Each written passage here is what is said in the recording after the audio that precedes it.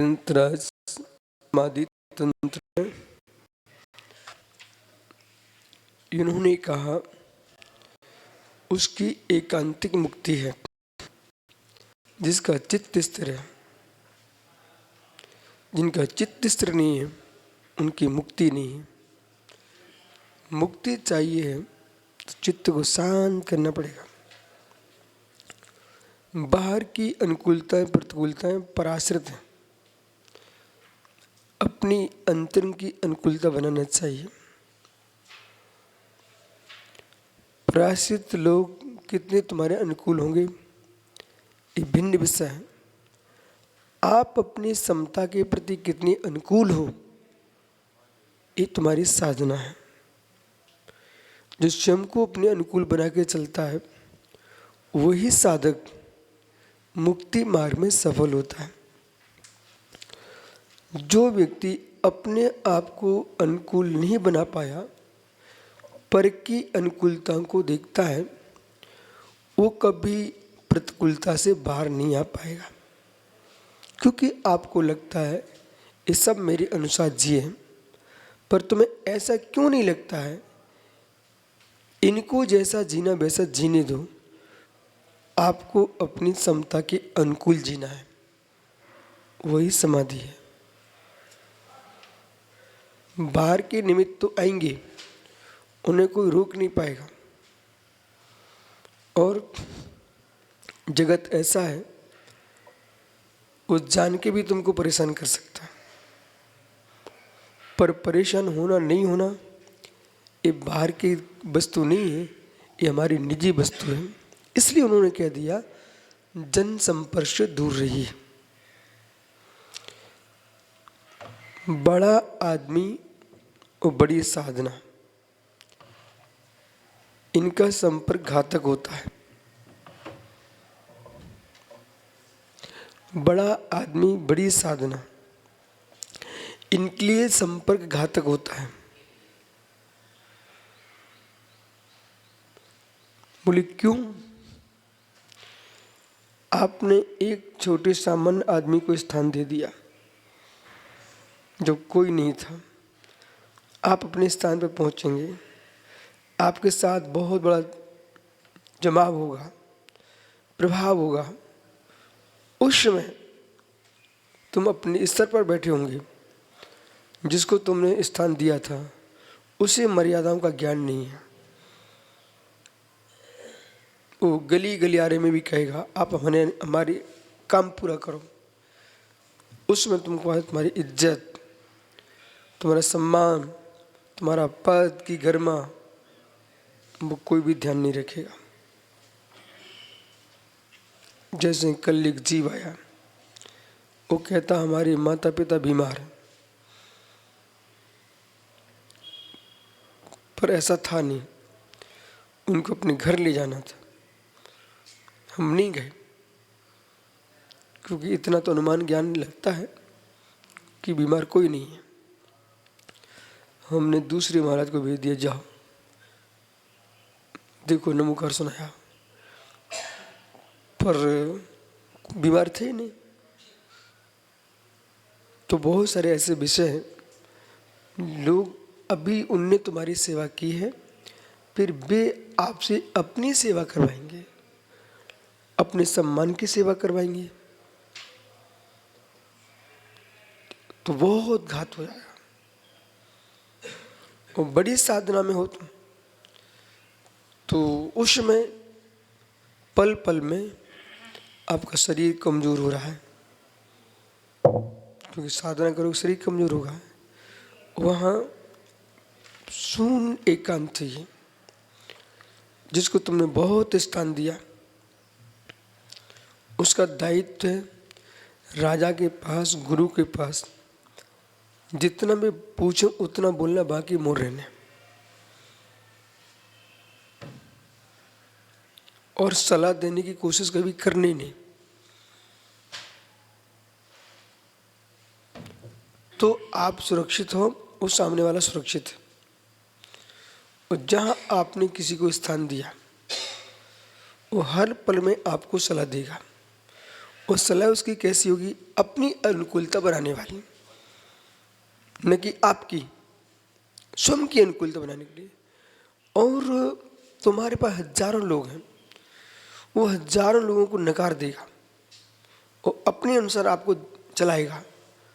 तो आपने एक छोटी सी कमजोरी से, जरा से स्नेह से किसी को अपने पास रख लिया, उस स्नेह का तुमको बहुत बड़ा भार चुकाना पड़ेगा। जीवन में बड़े लोगों को किसी से स्नेह नहीं रखना चाहिए। अपना स्नेह ऐसा नहीं कि निषेध कर रहे हैं, अपने स्नेह को अंदर दबा करके प्रयोग करो, लेकिन बाहर प्रकट मत करो जगत में। सबसे मेरा वात्सल्य है, उस वात्सल्य को बना के रखो, सम्यक का अंग है, लेकिन उस वात्सल्य को राग में मत बदल देना। एक शिष्य विशेष से तुम ज़्यादा बात करोगे तो दूसरे शिष्य नाराज हो जाएंगे, ठीक है? इसलिए आप सबके प्रति सामान्य दृष्टि रखो। कुछ ऐसे भी मिलेंगे जो विशिष्ट गुणी हैं, वे चाहते हमारा विशिष्ट स्थान होना चाहिए, उनके साथ भी हमें मध्यस्थता का व्यवहार करना पड़ेगा और समझा के रखो, भाई आपके गुण बाहर जा नहीं रहे, आपके भीतर हैं, लेकिन हम आपको विशेष दिखाएंगे तो शेष के अवगुण प्रकट हो जाएंगे। एक साधक थे हमारे पास, सारसो जी, वे अलग से आचार की पीठ लगाने लगे। तो हमने प्रथम दिन इनको समझा दिया, भाई ये मुनिराज हो आप, जहाँ तक बने ठंडी का मौसम सामान्य है, न दीवार से टिको, न पाटे लगाओ और न चटाई लगाओ। प्रथम दिन ही हमने समझा दिया, क्योंकि पीछे आसन लगते ही आदमी गरिबीला होने लगता है। वे बिरले जीव हैं जो पीछे पाटी लगने पर अपने आप समता से जी पाए, बिरले जीव है। तुम अपनी पाटी लगाओ और पीछे पाटी लगा लो, फिर तुम बैठो, तुम्हारे अलग भाव आने लग जाएगा। चार लोग आगे, जनसंपर्क बढ़ गया, आपकी चाल बदल जाएगी। तो ये निषेध कर रहे हैं कि पहले सहजता तो सीख लो। जब सहजता सीख लोगे, तुम्हें पाटे की जरूरत नहीं, तुमको तो सिंहासन लगेगा, 5000 धनुष ऊपर चले जाओगे। बच जाओगे कब? सरलता से। इसलिए बहुत आनंद का विषय है, इनको पढ़ना नहीं है, समाधि तंत्र में जीना है। यथार्थ में जीने का ग्रंथ है समाधि तंत्र। क्या? जीने का ग्रंथ। हमने विकास भैया तटस्थ भाव से बहुत सारे आध्यात्मिक जीवों को पढ़ा, उनका सहज जीवन पढ़ा, उनकी माया का जीवन पढ़ा। तो 1000 लोगों में मात्र 1-2 आदमी ही हैं जो वास्तव में अध्यात्म जीते हैं, बाकी की माया का जीवन अधिक दिखाई देता है। अपने आप को संभालने के पहले से, सारसो जी ध्यान दो, अपने आप को समझने के पूर्व, अपने आप को संभालने के पूर्व, जैसे कि सुनना ध्यान से, एक कन्या 12 वर्ष की है, वो माँ बन गई, कोई आश्रम मत करना है ना, माँ बन गई, बच्चा 16 वर्ष का है, पिता बन गया। तो ये इनने क्या किया, अपने समय के पहले ये ज़्यादा आगे बढ़ गए, न बुद्धि संभाल पाए, न शरीर संभाल पाए, वासना इतनी तीव्र थी, वे माता पिता बन गए। पर ये माता पिता जो है ना, नहीं संभल पाए तो दोनों रोगी हो जाएंगे, दोनों रोगी हो जाएंगे, क्योंकि तुमने कच्चेपन में काम कर लिया। इसी प्रकार से जो व्यक्ति अध्यात्म के अनुकूल अपने आप को ढालने की योग्यता को प्राप्त नहीं है, वो अध्यात्म साहस पढ़ लिए, वो योग्यता के आने पहले माँ बन गया, पिता बन गया, अब आध्यात्मिक प्रचार तो उसके जीवन का हो गया, पर अपने जीवन का पता नहीं था उसको कि उम्र में विकार आएंगे, उम्र में स्त्रियां सताएंगी, उम्र में धन आकर्षित करेगा, उम्र में लोगों की प्रीति बढ़ेगी। और जैसी उम्र बढ़ी वे अपने आप में फेल हो गए, वो अपने आप में फेल हो गए। योग्यता बहुत गंभीर है। सुखी कसाय को जान नहीं पाए, परिकी कसाय को मिटाने चल दिए, ये अयोग्य आदमी है। सुखी कसाय का वेदन कर नहीं पाए और वे कसाय को जानने के पहले ही उसे अकसाय कहने लग गए। अब मेरी एक एक बात को सुनना बेटा अर्चित, कसाय को समझने के पहले ही अपने आप को अकसाई भाव बोलने लग गए। ये उनके तत्व की पहली भूल है। और शुद्ध भोजन करने के पहले से ही वे उसे ढोंग कहने लग गए। ये चरणायुग का शत्रु आ गया। पुराण पुरुषों को जानने के पहले ही उनका अभिनय प्रारंभ कर दिया। इस बात को सीख ही नहीं पाए कि नाम देवी होता है, इस बात को सीख ही नहीं पाए पुण्य पुराण पुरुषों की कथा करने से पाप का क्षय होता है। इसके पहले ही उसे पाप कथा कहने लग गए। और विकास भैया पुराण ग्रंथों को विकता कह करके जिनवाणी का अवनवाद करने लग गए। आप अनुभव करना, क्योंकि हम जो है ना पग बिहारी हैं और नगर नगर के हर व्यक्ति से परिचय पर संपर्क में आता व्यक्ति हमारे, उसकी भाषा हमारे आचार्य समंत पद स्वामी को एक जीव ने पाखंडी बोल दिया। इतने वे सम्यक में बह गए वो जीव, बोले वे तो मिथ्या दृष्टि थे, ऐसा बोल दिया। ओहो हो, स्वस्थ शरीर उम्र पर बोल तो दिया, अंतिम दशा इतनी खोटी हुई, क्या बता।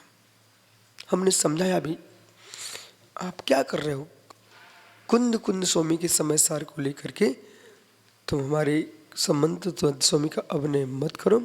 आपको विश्वास नहीं है, कुंद कुंद की रक्षा भी समंत ने की है।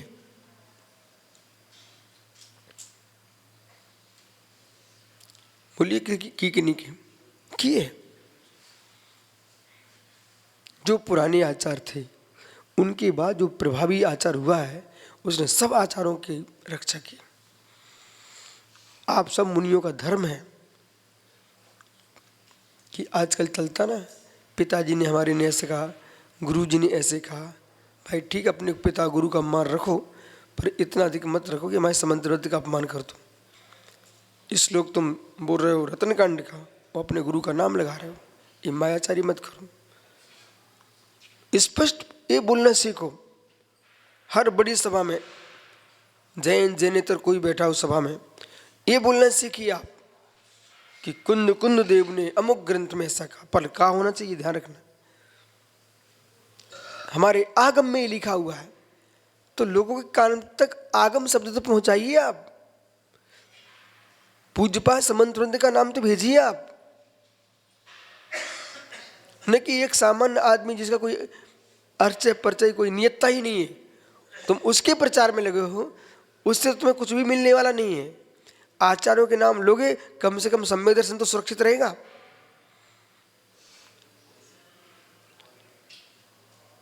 ये रहस्य को बड़े बड़े विद्वान जानते नहीं। अर्चिस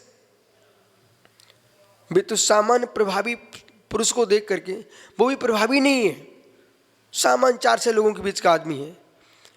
आप तो कुंद कुंद समंत भगवान महावीर ऋषभदेव के नाम लो ना। इसकी गाथा सुनाओ विकास भैया। गोमट सा जीव कांड है, अजान मानो गुरु नहीं होगा, अजान मानो गुरु नहीं होगा, सम्माटी जियो ओएटम तो सद्दधि सद्दधि भावो अजान मानो गुरु नहीं होगा। हम लोगों ने बेटा एक एक अक्षर को पढ़ा है, जिया है, और गोमट सार जीवकांड की परीक्षा दी हमने। तो गोमट सार जीवकांड हम लोग घोंट घोंट के पिया है।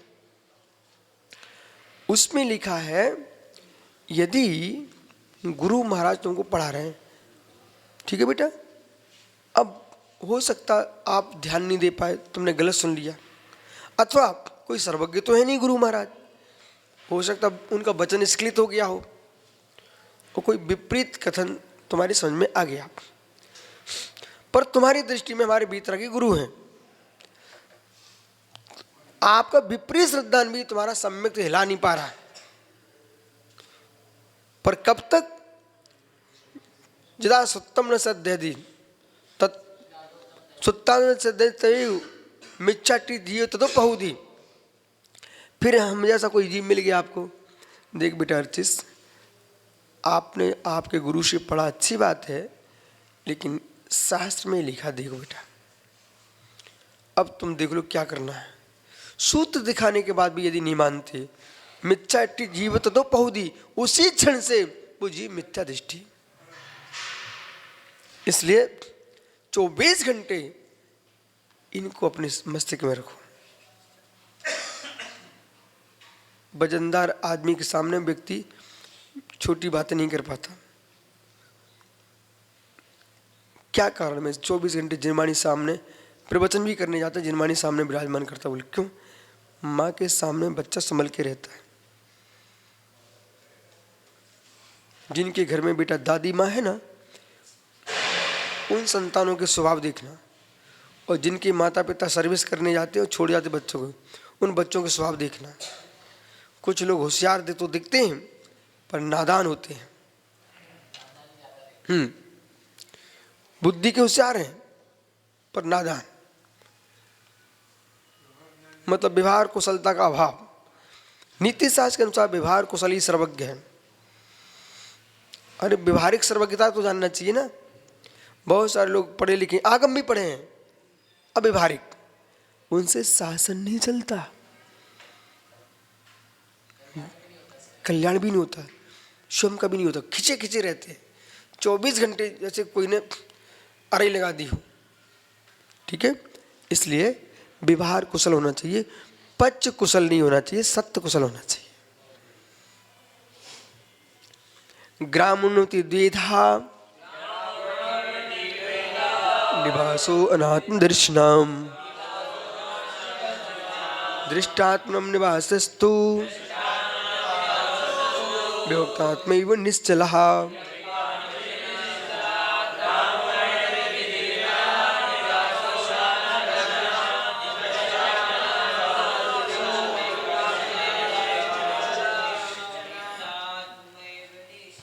अब कल भी हमने आपको बताया था, अब पुनः सुनिए।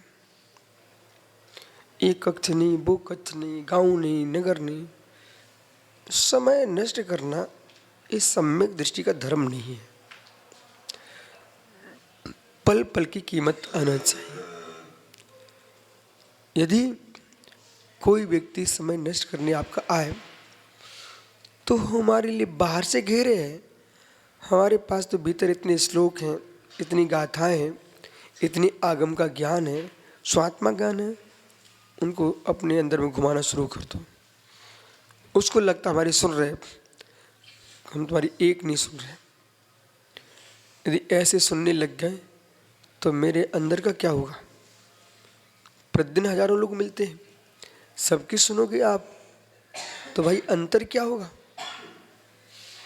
सामान्य गृहस्थ की अपेक्षा से भीड़ तो हमारे पास रहती है, तो लोग यही सोचे तो इसी में लिप्त हो जाएंगे। नहीं, फिर अब उनको मंदिर के कलश जैसा जीवन जीना है कि मूसलाधार पानी कितनी गिरा सो गिरते लो, तुम्हें जितना गिरना गिर लो, पर मुझे एक बूंद भी स्वीकार नहीं है। मूसलाधार पानी गिरता है शिखर पर, कलश पर, सोने का कलश एक बूंद को भी अपने पास नहीं रखता, सब नीचे हटा। ऐसे ही आओ मिलो, गुरुजी हाँ आशीर्वाद, लेकिन मैं पहले अपने आप को आशीर्वाद देता हूँ। तब तुम जी पाओगे। इसलिए मोक्ष मार्ग में तुम्हारा यश बढ़ेगा, प्रभावना बढ़ेगी, परंतु अपने आप में गड्ढे मत कर लेना। जहाँ गड्ढे तो होते हैं वहाँ पानी ठहर जाता है, जहाँ पानी ठहरता है वहाँ काई लग जाती है। ऐसे ही जो श्रमण अपनी मस्तिष्क में श्रावकों को ठहरा लेता है, रागियों को ठहरा लेता है, उसके चारित्र में काई लग जाती है। आपको शुद्ध सोने का कलश बन के जीना चाहिए कि मूसलाधार गिरे गिरने दो, लेकिन अपने पास टेकना रखना नहीं है, सब बाहर नीचे उतारो। ऐसे ही जगत तुम्हारे पास आए, सबका उपकार करो, कल्याण करो, लेकिन राग का गड्ढा बना के नहीं। आज इंदौर में, कल कहीं, इसलिए रुकेगा नहीं कहीं।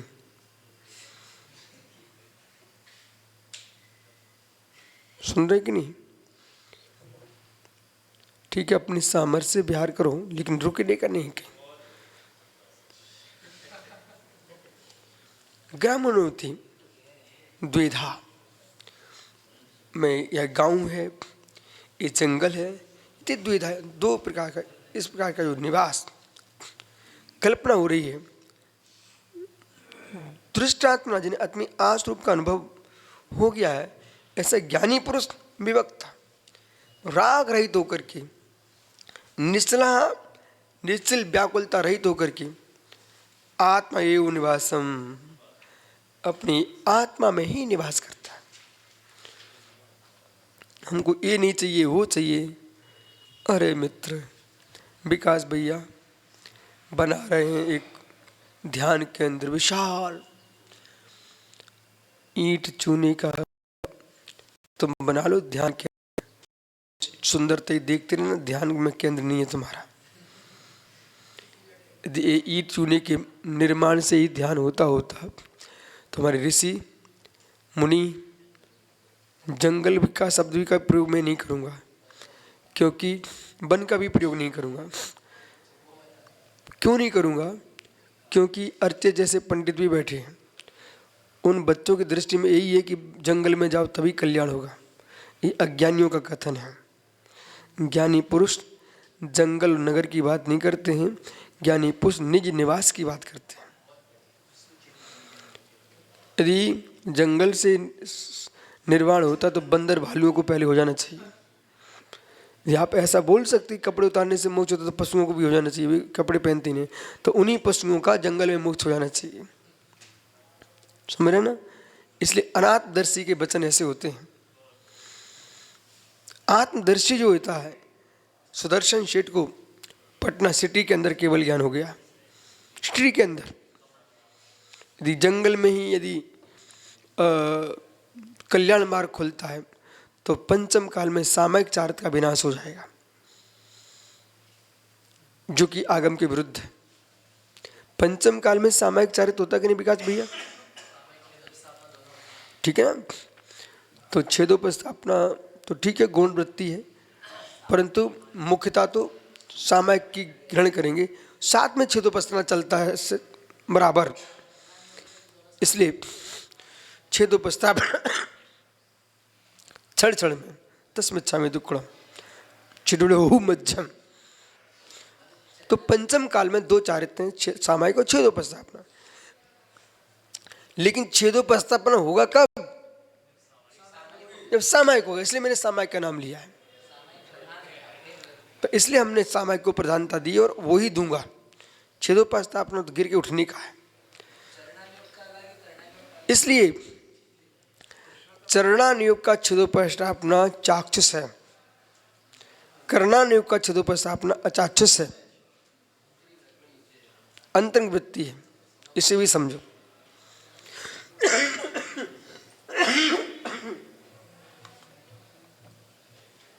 इसलिए प्रतिक्षण छेदोपस्थापना होते रहना चाहिए। अब कैसे? बिहार चल रहा है, अचानक कोई बगीचा मिला, बढ़िया सुगंध आ रही थी, प्रारंभ करो मारे, सुगंध आई, ठीक है, लंबी श्वास ले ली, किसी को पता ही नहीं चला। ओ तस्मिच्छामि दुक्कडम, तुम्हारी आंखें कहीं चली गई। ओ तस्मिच्छामि दुक्कडम, छेदो प्रश्न हो मच। तो मोड़िए अपने आप को, तुरंत मोड़िए।